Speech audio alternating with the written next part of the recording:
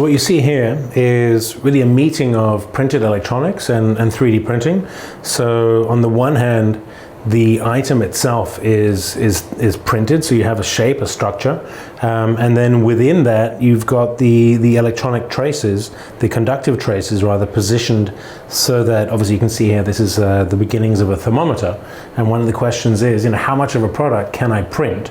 Well, so you can print that structural part, and you can start adding in that functionality as well. So you'll see these traces all the way through to the tip, and the item being ready here for an LCD display to be added into that item. So this is really merging those two worlds of 3D and non-3D. This happens to be a sort of a planar circuit within an object, but you can of course also print the circuitry as a spiral, which we'll look at in a moment. So one of the shapes that's really exciting in the world of electronics is coils and spirals, and that's the world of motors. It's beginning to look at things like capacitance or in this case, an electromagnet.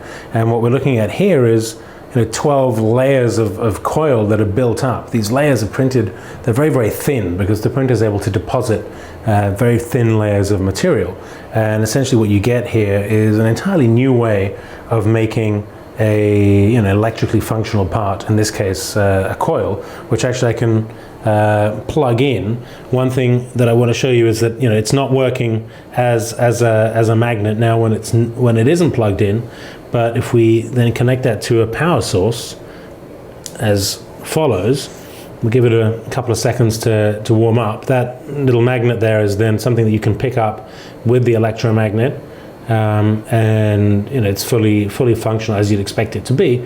Now obviously some people are very suspicious and think there's probably another magnet hidden inside there, so I will demonstrate what happens when you disconnect it, and you'll see that this is being driven by the electrical magnet rather than some other sneaky circus trickery. So what you see here is something you could essentially uniquely do with 3D printing. So we've printed in a geometric pattern here in order to enable this rigid polymer to have mechanical properties that you wouldn't normally be able to get out of rigid plastic. So it's maintaining that thickness of part all the way through, a little bit as you might do with, say, CNCing into wood or metals to allow them to flex. So this is one way of bridging the gap between rigidity and flexibility in a part.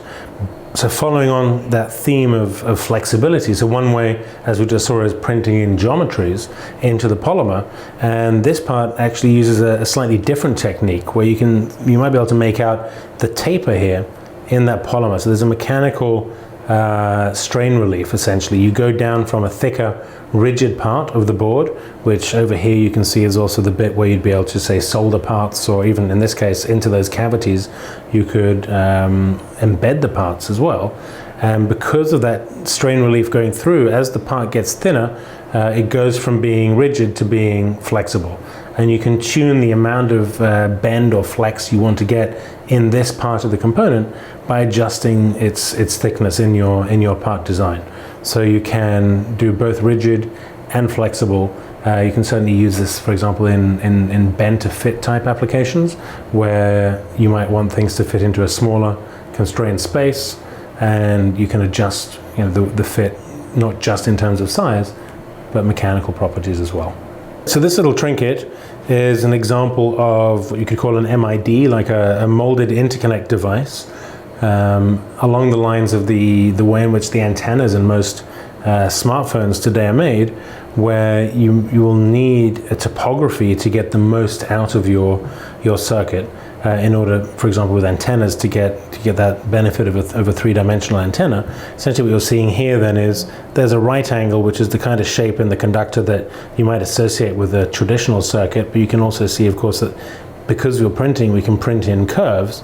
If I turn the part over here, what you'll see as we do make that journey, first you can see the metal within the polymer, and you can obviously contour and shape that surface in such a way as to either have the metal exposed, which is really what you do with a traditional MID, where you'd be adding those conductive traces to the surface of a molded part, This particular approach, the Dragonfly approach, enables you also to have those traces within the polymer, so you can envision things like a multi-layered MID device, which allows you to create objects that really wouldn't be manufacturable.